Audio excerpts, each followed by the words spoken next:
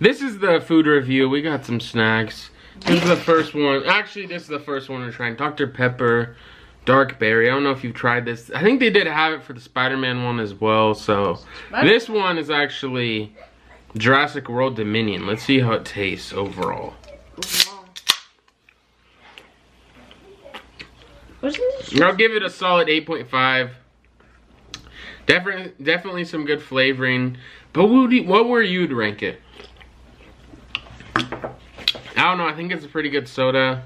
And overall, the flavoring, I feel like the more you drink it, the better it gets. Overall, the blueberry and the Dr. Pepper really don't mix that well, so it just tastes more like Dr. Pepper because there's a stronger overall flavor. But the texture is pretty nice. It's smooth like Dr. Pepper. Actually smoother than usual. It has, you know, like Dr. Pepper sometimes hurts the back of your throat with, like, I don't know, just drinking it. And this drink really has nothing like that. In my opinion, I think it's pretty good, actually. And I think they should maybe keep it. Just take out the dark berry, because I don't even know. Like, what does that even mean? It's not really even a flavor, so honestly, hopefully they do keep this, because they brought back for a couple other movies. 2 movies, like I said. This one would be second. They're not keeping and it just seems like, I think they might want to keep it. Who knows? No, they're not. But overall, what do you think? And this is Cheetos, Sweetos. And honestly, you gotta peep the thing. Woo! Let's see this. I'm gonna take a guess before we. It's gonna taste like a churro. I've never tried a churro, actually. Oh. These are not that good. I give them like a 2. These are absolutely horrible. Like, they taste like Cheetos, but they don't have any cinnamon, really. They're like a worse churro. They're absolute garbage. Never have these Sweetos. It's a horrible idea. They should have went more like churros, honestly, in my opinion. And it's really just an overall horrible snack. And the Cheetos brand really should just put this in a vault somewhere.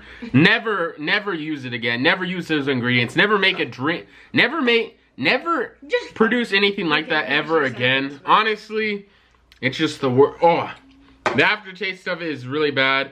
I feel like they could have made the Cheeto, like the corn or whatever this is, the Cheeto coat.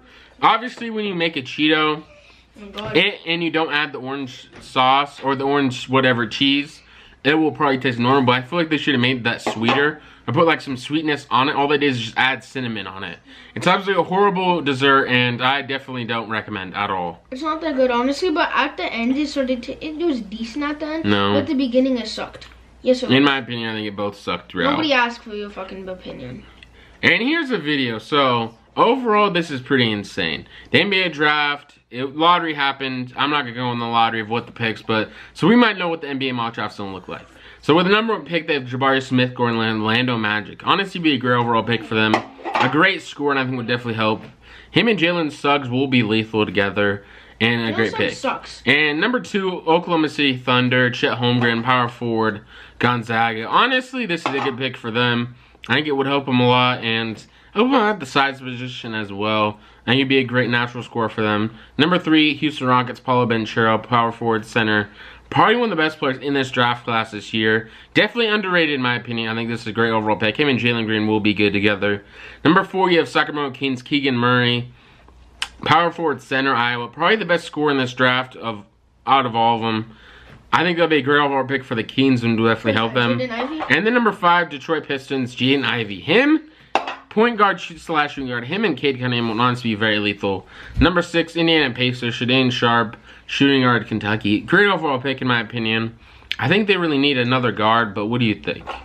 And number 7, Portland Trailblazers, Jalen Duren, center, Memphis. I can definitely see this. Nurkic has health problems in the past with injuries. Jalen Duren would definitely be a dominant force as a center. I think would definitely help him. Or maybe T.T. Washington, one of those players. But Jalen Duren, I think, would be the best option. Number 8, New Orleans Pelican, A.J. Griffin, small forward, power forward, Duke. This would add a great layer at small forward position for the New Orleans Pelicans. And this would honestly make them just a lot better team. Number 9, San Antonio Spurs, Dyson Daniels, point guard, shooting guard, G League Ignite. I honestly haven't heard too much about him, so I don't really know. Someone in the comments down below, just comment of what you think of this player. Number 10, Washington Wizards, Johnny Davis, point guard / shooting guard. Honestly, probably one of the best guards in this year's draft. Went to Wisconsin. I think this will definitely help them out, and he could be the future of the franchise. Honestly, that good. And here's the first team. Honestly, not a lot of people are happy about this. NBA, ESPN first team all. So you have Scotty Barnes, Evan Mobley, Cade Cunningham, Franz Wagner, and Jalen Green. I think that's a pretty good list. Yeah. And I do agree with that. My all-rookie second team is Ayo Insomnia, Chris Duarte, Josh Giddey, Bones Highland, and Herbert Jones. Herbert Jones honestly surprised me. A lot of people thought Josh Giddey should be an All-NBA first team. I think he should too. I think he should. And a lot of people were saying actually over Jalen Green. Yes, I think he should be over Jalen Green. Really? Yeah. Look at the stats. It's about all I'm playing on my, but not in my. I don't know. Everybody's opinion probably. He averaged 17 points, 42% from the field goal, 3.4 rebounds, 2.6 assists. Honestly, Jalen Green at the end of the year definitely did improve.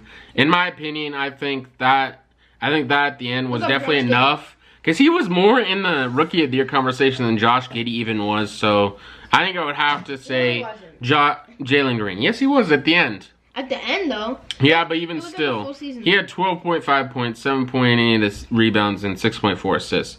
I don't know. He just seems like a less passing LaMelo Ball. What do you mean less passing LaMelo Ball? LaMelo Ball averages like 0.6. He played 54 games this year. Hopefully he can keep improving. I think that was a pretty good overall pick for them. He was born October 10th, 2002. One of the first players in the NBA born in 2002. Oh, damn. But honestly, pretty overall great list. Pretty overall. And let's see. So in NFL news today, this player was signed. Excuse me? The Eagles have signed CB James Bradbury to a 1-year, $10 million contract. Honestly, this is a pretty good overall contract for the defense and definitely help them out in the quarterback position. I think this is a great overall pickup, but what do you think? I think it's... And then they have a roast, honestly, the roast of Tom Brady. A lot of the jokes are about him kissing his son on the lips. A lot of the jokes are about Deflategate, cheating Patriots, and I don't know. I feel like he must know what the jokes are going to be. He must suspect them. Like, obviously, he's a public figure. He must know some of the scrutiny that happens to him. But what do you think about that? Honestly, I think the roasts are a good thing to come back. It's on Netflix and not Comedy Central. The other ones with Justin Bieber were on Comedy Central.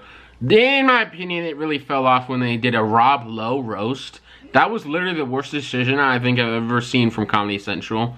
Rob Lowe, I don't think warranted a roast at all. I don't think enough people really cared enough to roast him. Justin Bieber definitely did make sense just because he was so hated at the time and he was like a polarizing figure. You either loved him or hate him, but Rob Lowe was just a terrible option. You got Tom Brady. Hopefully the next one could be LeBron James. Honestly, I could definitely see that happen. And would probably get some traction about that. Who's your favorite player, LeBron? This is NBA ESPN, and the NBA has a backup lottery machine. If the first one fails, they have a second backup in the event. The venue loses power in official NBA basketball with the hole cut in the top of it. Zach Lowe on the NBA draft lottery. That's honestly insane that they have so many backup plans. And here's another one. With no power, they would stick the 14 ping pong balls inside the basketball and have an official draw them by hand. Honestly, that's pretty insane. Seems like they're covering all bases just because the lottery seems like a big thing that a lot of teams care about, and it seems like they should have a plan for everything. This is Bleacher Report. Jimmy Butler on Boston's physicality. I want to go 0 for 0 in this game because I just want to keep baiting into people. Honestly, Jimmy Butler, I think, will have a great game next game. I think he'll probably have 30. I don't know if he'll have 40, but I think he's going to have a great overall performance again. But what's your prediction for next game? NBA. Just to look at the score. 112 Warriors to 87 Mavericks. Honestly, a lot of people I think are probably going to say, oh, the series is over. Warriors in 6 or 5. Honestly, I don't really agree. It was one game. The defense on Luka was pretty good tonight. He only had, let's see how many points. He only had 20 points. Honestly, not that great of a game from Luka. With only 7 rebounds and 4 assists. I feel like he could have more assists. Only 7 rebounds. And Spencer Dinwiddie had 17 points. Honestly, a great overall game from him. But the Warriors really just impressed. Yeah. Steph Curry had 21. Klay Thompson had 15. 10 from Draymond Green, 19 from Andrew Wiggins. I feel like the main overall thing is not enough people really scoring for the Mavericks, really overall. And their three-point shooting was really the difference, in my opinion. They shot 22%, while the Warriors shot 34%. That's what really got them down, honestly. Once they started missing threes, the score was actually pretty close. But then when they start missing, honestly, the Warriors just went on an amazing run and just started playing a lot better. And they also out-rebounded them 51 Warriors to 35 Mavericks. Honestly, they need to find a way to get more rebounds. The Warriors are a small team, but so are the Mavericks. Overall, the tallest player, I think, is... What's his name? Dre Powell. Yeah, he's probably their tallest player, I would assume. I think he is after Porzingis. No, I'm talking about the Mavericks. Oh, on the Mavericks. And who do you think's gonna go number 1? Here's a list of all the people. So, Chet Holmgreen, Gonzaga, Paulo Banchero, Duke, Jabari Smith, Auburn, and other. Honestly, in my opinion, I think if I had a number 1 pick, I would probably take Chet Holmgren, but Jabari Smith's a great option, great scorer. What do you think, Xavier? I think Jabari Smith Chet. I don't know, it's kind of tough. Pro Football Focus, I just want to retire a Stiller. AB, this is what he tweeted out. AB will never retire a Stiller for the rest of his life. He must be on some delusional shit. What you pulled in Pittsburgh, I don't even know why he thinks he can come back to Pittsburgh in general. Like, I don't even think they would let him come back to Pittsburgh, let alone come back to play or retire for a 10-day contract. They're never going to re-sign you, AB, not even for a 10-day contract. I don't see this happening. Management doesn't like him. The coach doesn't like him. And overall, I don't really see this happening. The only team I could see maybe signing him and then retiring him might be like maybe the Dolphins, since he grew up in Miami. I could see maybe them doing something like that, but I don't really see the Steelers having me back, AB. NBA Conference Finals round. This is 20 best players according to Sam Quinn. Number 1 is Luka Doncic. In my opinion, the number 1 player right now. Number 3, he has Steph Curry. Honestly, I would put him somewhere around there. I think Jimmy Butler should be at 2 just because of his great performance. Number 5, he is Jaylen Brown. And number 4, I think it's Jason Tatum. I think that's a good option. Number 6, Draymond Green. Yeah, I would say somewhere around there. Number 7, Bam Adebayo. I think, honestly, Draymond Green should be behind Bam Adebayo, so I'm putting Bam at 6. Number 9, Jalen Brunson. I agree with that. Number 11, Al Horford. Number 13, Andrew Wiggins. Number 17, PJ Tucker. And number 20, Maxi Kleber. Honestly, I think Jordan Poole should be somewhere in here. Because there's no damn way that PJ Tucker is better than... Honestly, there's no way he's better than Jordan Poole. So, overall, I don't really know. PJ Tucker's not better than Jordan Poole. What kind of weed was this smoking? Boy, give me this. I just opened it, bro. Okay, goddamn.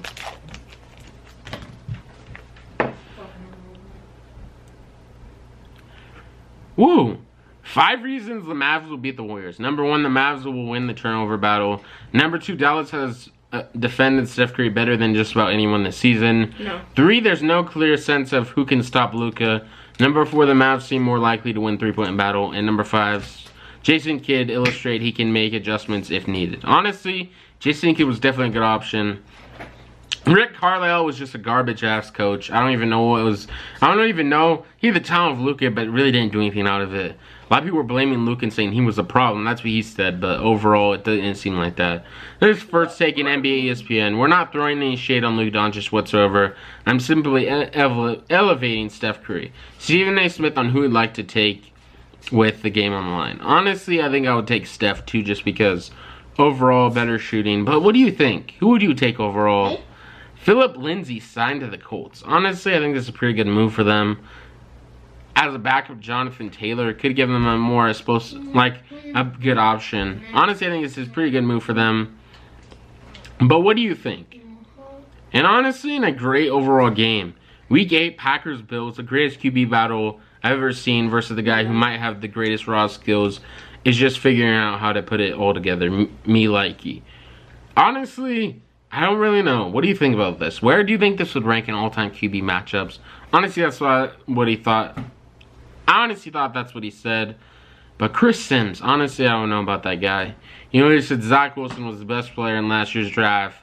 And the guy played like shit the whole season. So I don't really know if to trust this man anymore with his takes and what he says. And this is this is some movie news for some people want to know. Comic book news. Stranger Things Season 4 finale will be over 2 hours long. Honestly, can't wait for this. And this is honestly getting like, these are pretty much like movies. That's honestly insane, and I honestly can't wait. She-Hulk, if you have seen that, the trailer dropped yesterday. Pretty much, the CGI was horrible in that. And then in other news, Marvel Studios rumored to be working on live-action Captain Carter project. Honestly, I can't wait for that. It's going to be great overall to see. And seeing her versus Wanda, spoiler alert, but that was honestly a great fight.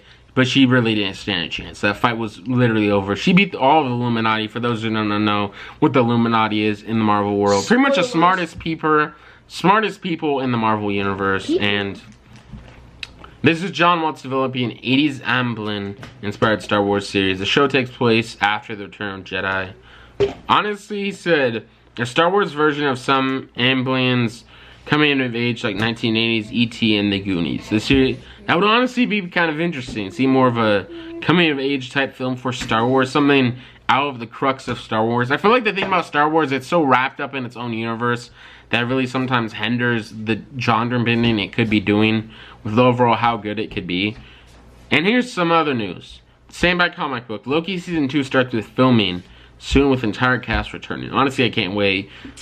And honestly, Jonathan Abrams, honestly, Kang the Conqueror, that's going to be very good to see. Pretty much set up Multiverse of Madness, but what do you think?